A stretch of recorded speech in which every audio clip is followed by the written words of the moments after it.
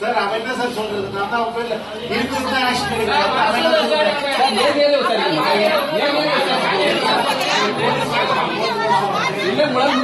போய் பார்த்துக்கலாம்.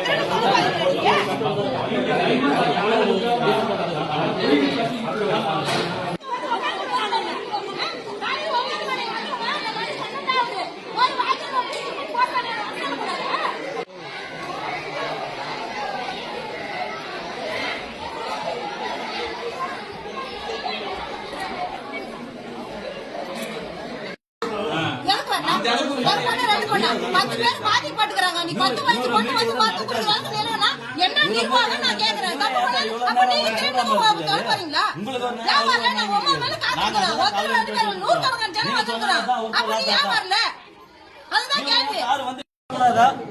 அப்ப நாங்க எத்தனை மணி? 10 மணிக்கு வரோம்.